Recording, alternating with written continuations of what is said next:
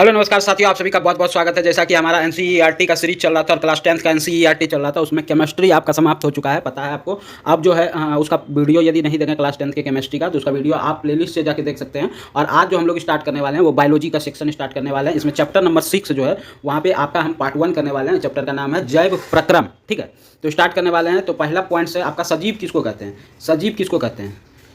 तो जो भी जीवित वस्तु है उसको क्या कहते हैं? सजीव कहते हैं। तो यहाँ बोला गया है कि जीवित वस्तुओं को क्या कहते हैं? सजीव कहते हैं। सभी पौधे एवं जंतु क्या हैं? सजीव। एग्जाम्पल के तौर पे जितना भी पौधा है और जंतु है वो सभी क्या कहलाते हैं? सजीव कहलाते हैं। क्या कहलाते हैं? सजीव कहलाते हैं। सजीव के लक्षण क्या है? तो सजीव के जो लक्षण है वो गति करता है, सजीव प्रचलन करता है, पोषण, वृद्धि, श्वसन, उत्सर्जन, प्रजनन, मृत्यु आदि सजीव के प्रमुख लक्षण है। सजीव का लक्षण क्या क्या है? गति करता है, पोषण करता है, वृद्धि करता है, श्वसन करता है, उत्सर्जन करता है, प्रजनन करता है, सजीवों की मृत्यु होती है। तो सजीव आप समझ गए होंगे। सजीव किसको कहते हैं? जो जीव जीवित रहते हैं उसको क्या कहते हैं? सजीव कहते हैं। जिसमें कि पौधा और जंतु सभी क्या कहलाते हैं? सजीव कहलाते हैं। तो ये बात आप समझ गए होंगे। चैप्टर नंबर 6 खोल के बैठ जाइएगा। अब देखिएगा नेक्स्ट पॉइंट आपके पास क्या है? निर्जीव किसको कहते हैं? तो निर्जीव समझिएगा। निर्जीव किसको कहते हैं? जिन वस्तुओं में उपरोक्त लक्षण नहीं होते, मतलब सजीव वाले लक्षण नहीं पाए जाते हैं, उसको क्या कहते हैं? निर्जीव कहते हैं। जैसे सूखी लकड़ी, बेंच, डेस्क, घर, मकान, ये सब क्या है? निर्जीव है। तो एग्जाम्पल के तौर पे निर्जीव का आप समझ गए। नेक्स्ट चलते हैं, जैव प्रक्रम किसको कहते हैं? जैव प्रक्रम को समझिएगा। तो जीवधारियों में जीवित रहने के लिए होने वाली समस्त क्रियाओं को सामूहिक रूप से जैव प्रक्रम कहते हैं। क्या कहते हैं? जीवधारियों में जीवित रहने के लिए जो जीवधारी हैं, जैसे हम आप हैं, या जंतु पक्षी है, या फिर आपका पेड़ पौधा है, तो वो भी जीवधारी। तो जीवधारियों में जीवित रहने के लिए होने वाली समस्त क्रिया समूह, जो भी हमारे अंदर क्रिया हो रहे हैं, उसको क्या कहते हैं? जैव प्रक्रम कहते हैं। दूसरा जैव प्रक्रम का एक और डिफिनेशन है, वे सभी प्रक्रम जो सम्मिलित रूप से अनुरक्षण का कार्य करते हैं उसे क्या कहते हैं? जैव प्रक्रम कहते हैं। जैसे पोषण, पाचन, श्वसन, वहन, उत्सर्जन, प्रचलन, नियंत्रण एवं समन्वय इत्यादि। ठीक है। अब जीवन के अनुरक्षण के लिए कुछ आवश्यक प्रक्रम, जैसे कि मनुष्य जो पोषण करता है, श्वसन करता है, परिवहन करता है, वृद्धि करता है, उत्सर्जन करता है, ये सभी मनुष्य के अंदर होता है। उत्सर्जन, ठीक है, वृद्धि करता है। तो पोषण किसको कहते हैं? समझिएगा, पोषण। देखिएगा, जीवधारी जो होता है, जीव शरीर को वृद्धि एवं विकास के लिए विभिन्न पोषक तत्व जैसे कि कार्बोहाइड्रेट, प्रोटीन, वसा, विटामिन और खनिज की आवश्यकता होती है। हमारे शरीर को चलाने के लिए किन किन चीज़ों के? कार्बोहाइड्रेट, प्रोटीन, वसा, विटामिन, खनिज की आवश्यकता होती है। इन्हें सम्मिलित रूप से क्या कहा जाता है? भोजन कहते हैं। सम्मिलित रूप से क्या कहते हैं? भोजन कहते हैं। भोजन को अंतः ग्रहण करने की प्रक्रिया को क्या कहते हैं? पोषण कहते हैं। पोषण किसको समझ गए? भोजन को अंतः ग्रहण, मतलब जब आप भोजन को अंदर लेते हैं, अपने अंतः ग्रहण करते हैं, उस प्रक्रिया को क्या कहते हैं? पोषण कहते हैं। ठीक है, तो पोषण आपको समझ में आ गया होगा। जीव शरीर को शारीरिक वृद्धि और विकास के लिए विभिन्न पोषकों जैसे कि कार्बोहाइड्रेट, प्रोटीन, वसा, विटामिन और खनिज की आवश्यकता होती है। ऐसे सम्मिलित रूप से क्या कहते हैं? भोजन कहते हैं। अब भोजन को अंतः ग्रहण करने की जो प्रवृत्ति होती है उसी को क्या कहते हैं? पोषण कहते हैं। अब पोषण की आवश्यकता क्यों पड़ती है? देखिए, शरीर को क्रम की स्थिति के अनुरक्षण तथा ऊर्जा प्राप्ति के लिए पोषण की आवश्यकता। हमारे शरीर को चलाने के लिए, हमारे शरीर की वृद्धि के लिए, हमारे शरीर के विकास के लिए आपको क्या चाहिए? ऊर्जा की आवश्यकता होती है, पोषण की आवश्यकता होती है। ठीक है, ऊर्जा प्राप्ति की जरूरत होती है, जिसके लिए हमें पोषण की आवश्यकता होती है। अब देखिएगा, कहता है सजीव अपना भोजन कैसे प्राप्त करते हैं। तो सभी जीवधारी अपना भोजन समान प्रकार से प्राप्त नहीं करते हैं। बिल्कुल बात है कि पेड़ पौधा जो है भोजन अपने से बनाता है, व्यक्ति जो है, मनुष्य जो है, वो किसी पेड़ पौधा पे निर्भर रहता है, जंतु पे निर्भर रहता है। तो यहाँ पे सही बात बोला गया है कि सभी जीवधारी अपना भोजन जो है समान प्रकार से प्राप्त नहीं करते, अर्थात हमें भोजन प्राप्त करने की विभिन्न विधियाँ पाई गई। भोजन प्राप्त करने की विभिन्न विधियाँ पाई जाती है। भोजन प्राप्त करने की विधि के आधार पर जीवधारी को दो समूहों में वर्गीकृत किया गया है। भोजन प्राप्त करने जो भोजन एक होता है स्वपोषी, एक होता है परपोषी, ये विषमपोषी। तो भोजन जो प्राप्त करने की विधि के आधार पर जीवधारियों को दो वर्गों में वर्गीकृत किया गया है, जो कि है क्या? स्वपोषी और विषमपोषी। स्वपोषी किसको कहते हैं? स्वपोषी। तो यहाँ बताया गया है कि वे जीव जो अकार्बनिक स्रोतों से कार्बन डाइऑक्साइड तथा जल ग्रहण करके कार्बनिक खाद बनाते हैं, जैसे कि सभी हरे पेड़ पौधे, कुछ जीवाणु। जैसे कि स्वपोषी किसको कहते हैं? जो अपना पोषण के लिए अपना भोजन खुद निर्माण करे और खुद ग्रहण करे, उसको क्या कहते हैं? स्वपोषी कहते हैं। जैसे कि हरे पेड़ पौधे। तो यही बोला गया है कि जो जीव अकार्बनिक स्रोतों से कार्बन डाइऑक्साइड तथा जल ग्रहण करके कार्बनिक खाद बनाते हैं, उसे क्या कहते हैं? स्वपोषी कहते हैं। जैसे कि एग्जाम्पल में सभी हरे पेड़ पौधे और कुछ जीवाणु। ठीक है। विषमपोषी किसको कहते हैं? वे जीव जो जटिल कार्बनिक पदार्थ को ग्रहण करते हैं। क्या? वे जीव जो जटिल कार्बनिक पदार्थ को ग्रहण करते हैं, जिसके विघटन के लिए जैव उत्प्रेरक एंजाइम की आवश्यकता होती है। पचाने के लिए विघटन मतलब पचाने के लिए उत्प्रेरक, जैव उत्प्रेरक यानी कि एंजाइम की आवश्यकता, उसे क्या कहते हैं? विषमपोषी कहते हैं। जैसे जंतु और कवक। तो विषमपोषी का एग्जाम्पल क्या क्या है? जंतु और कवक, यही सब पूछा जाता है एग्जाम्पल। अब देखिए, स्वपोषी पोषण किसको कहते हैं? इसको समझिएगा। स्वपोषी पोषण किसको कहते हैं? यह पोषण की वह विधि है जिसमें जीवधारी सरल और कार्बनिक पदार्थ से जटिल कार्बनिक पदार्थ का निर्माण स्वयं करते हैं। क्या करते हैं? वे जिसमें क्या कहते हैं जीवधारी जो है सरल और कार्बनिक पदार्थ से जटिल कार्बनिक पदार्थ का निर्माण स्वयं करते हैं। जैसे कि सभी हरे पौधे कुछ जीवाणु इसी विधि से पोषण प्राप्त करते हैं। हरे पौधे जो है स्वपोषी पोषण करते हैं, कुछ जीवाणु भी जो हैं जो स्वपोषी पोषण करते हैं। इसमें कार्बन तथा ऊर्जा की आवश्यकता प्रकाश संश्लेषण के द्वारा पूरी होती है। इसमें कार्बन और ऊर्जा की आवश्यकता कहाँ से प्राप्त होती है? प्रकाश संश्लेषण के द्वारा पूरी होती है। प्रकाश संश्लेषण क्या है समझिएगा। प्रकाश संश्लेषण आपके पास हो गया, ये यहाँ से तो डायरेक्ट क्वेश्चन प्रकाश संश्लेषण से पूछा जाता है। ये क्वेश्चन आपके रेलवे एग्जाम में भर भर के पूछा जाता है, प्रकाश संश्लेषण।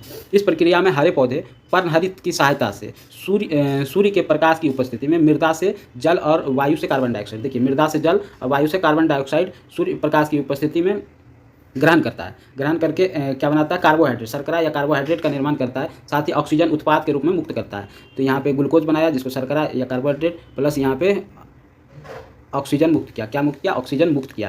तो इस पूरा प्रोसेस को याद रखिएगा, एक बार फिर से समझ लीजिए, फिर से समझिएगा प्रकाश संश्लेषण का कि क्वेश्चन पूछा जाता है।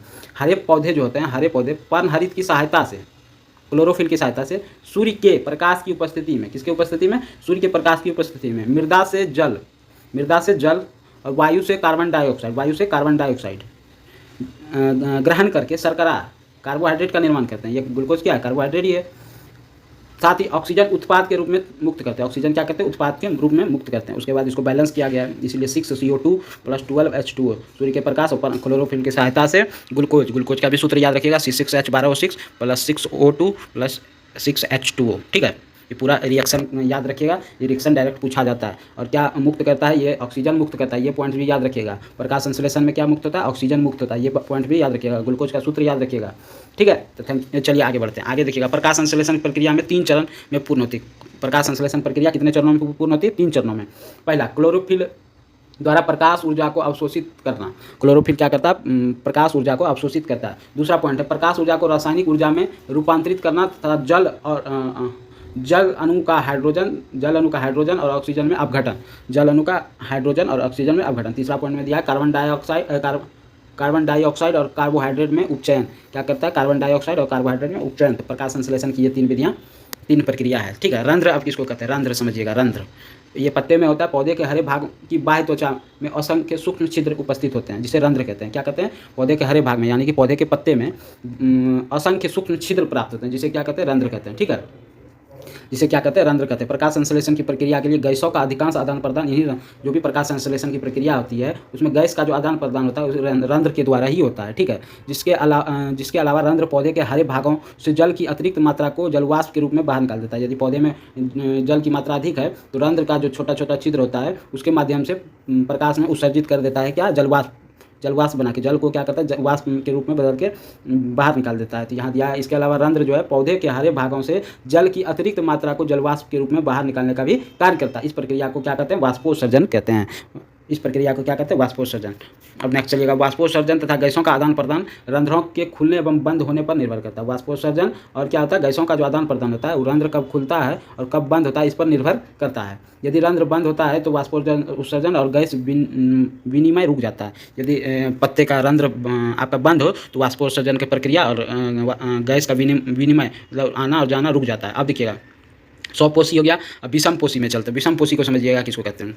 पोषण की वह विधि जिसमें जीव विभिन्न रीतियों से पोषण प्राप्त करते हैं उसे विषम पोषी कहते हैं। भिन्न भिन्न माध्यम से पोषण प्राप्त करता है उसको क्या कहते हैं? विषम पोषण कहलाता है। भोजन का स्वरूप, भोजन की उपलब्धता तथा इसे ग्रहण करने का ढंग के आधार पर विषम पोषी पोषण विधियाँ विभिन्न प्रकार की हो सकती हैं। देखिए, भोजन का स्वरूप, किस प्रकार का भोजन करता है, भोजन की उपलब्धता, क्या क्या भोजन के रूप में उपलब्ध है, इसे ग्रहण,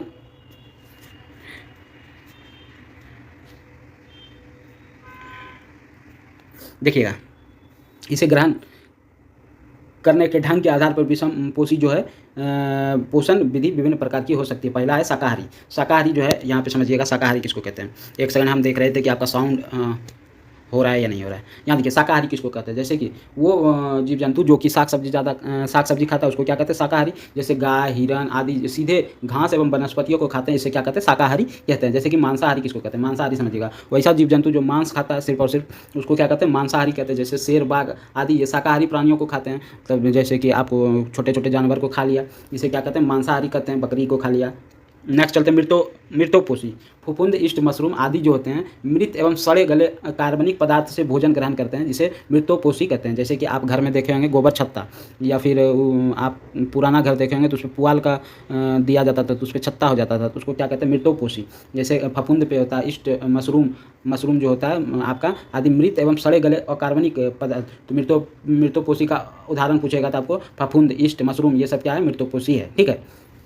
नेक्स्ट चलते सर्वाहारी। जो सब कुछ खाता है उसको सर्वाहारी कहते हैं। ठीक है। जैसे कि मनुष्य, जैसे कि कुत्ता, बिल्ली, मनुष्य आदि वनस्पति उत्पाद और जंतु या इसके उत्पादों को खाते हैं। जंतु भी खा जाता है या इसके उत्पाद को खाता है, वनस्पति को भी खाता है, जिसको क्या कहेंगे, सर्वाहारी कहेंगे। तो सर्वाहारी आप समझ गए। अब देखिएगा परजीवी किसको कहते हैं, जो दूसरे जीव पर निर्भर करेगा उसको परजीवी कहेंगे। तो कुछ जीव ऐसे हैं जो अपने पोषक को बिना मारे अपना पोषण प्राप्त करते हैं, ऐसे करते हैं, उसको क्या कहते हैं, परजीवी कहते हैं। ठीक है। जैसे जू, लीच, फीता कृमि, अमरबेल, ये सभी जो है परजीवी के उदाहरण है। याद रखिएगा ये सारे एग्जाम्पल जो याद रखिएगा, जू, लीच, फीता कृमि, अमरबेल, ये सभी क्या है, परजीवी के एग्जाम्पल हैं।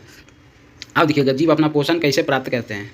तो अमीबा में पोषण, अमीबा क्या है, अब अमीबा पोषण कैसे होता है। अमीबा क्या है, एक कोशिकीय प्राणी है, ये याद रखिएगा। अमीबा क्या है, एक कोशिकीय प्राणी है जो अपनी कोशिकीय सतह पर बनाए गए अंगुली समान अस्थायी प्रवर्धकों द्वारा भोजन के कणों को पकड़ता है। ये प्रवर्धक भोजन कण के चारों ओर से घेर लेता है और संगलित होकर खाद्य रिक्तियाँ बनाता है। इसमें भोजन के कणों का पाचन होता है तथा अपशिष्ट पदार्थ पुनः बाहर निकाल दिए जाते हैं। अमीबा पोषण कैसे करता है, सबसे पहले तो याद रखिएगा कि अमीबा जो होता है एक कोशिकीय प्राणी होता है, ये मेन है इंपॉर्टेंट। ठीक है। मेन इंपॉर्टेंट क्या है, अमीबा जो है एक कोशिकीय प्रणाली होता है। अब अमीबा पोषण कैसे करता है वो समझिएगा।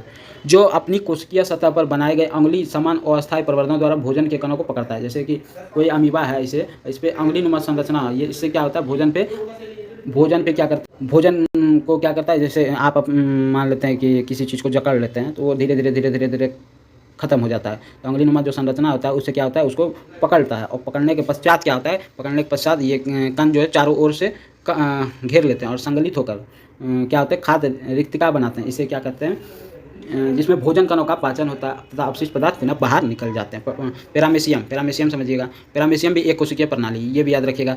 आपको अमीबा बताए थे वो भी याद रखिएगा। पैरामेसियम भी क्या है, एक कोशिकीय प्रणाली। एग्जाम्पल के तौर पे पूछ देगा आपको कभी क्वेश्चन में। तो पैरामेसियम और अमीबा जो है एक कोशिकीय जीव है। यहाँ पे देखिए घेर करके भी आपको लिख दिए हैं कि एक कोशिकीय जीवों के नाम क्या है, अमीबा और पैरामेसियम। ठीक है।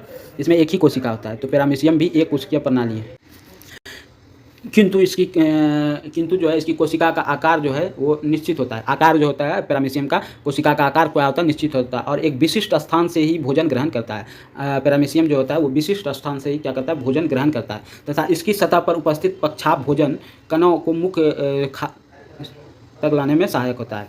देखिएगा, इसकी सतह पर उपस्थित पक्षाभ भोजन कणों को मुख तक लाने में क्या होता है, सहायक होता है। एक कोशिकीय जीव आपसे पूछ लेगा तो एग्जांपल के तौर पे अमीबा और पैरामीशियम याद रखिएगा। अमीबा और पैरामीशियम क्या है, एक कोशिकीय जीव है। अब जो इसका पार्ट 2 नेक्स्ट वीडियो में आएगा जैव प्रक्रम का। ठीक है। यदि वीडियो चैनल को अभी तक सब्सक्राइब नहीं किया तो चैनल को सब्सक्राइब कर लीजिएगा। केमिस्ट्री का यदि वीडियो नहीं देखें तो केमिस्ट्री का वीडियो क्लास 10 का प्लेलिस्ट में अवेलेबल है, वहाँ से जाकर एनसीईआरटी साइंस क्लास 10 के नाम से प्लेलिस्ट है, वहाँ पे जाकर आप देख सकते हैं। यदि चैनल को सब्सक्राइब नहीं किया तो चैनल को ज़्यादा से ज़्यादा सब्सक्राइब करके ज़्यादा से ज़्यादा वीडियो को शेयर करेंगे। थैंक यू, धन्यवाद। इसी के साथ इस वीडियो को क्या करते हैं, समाप्त करते। जय हिंद।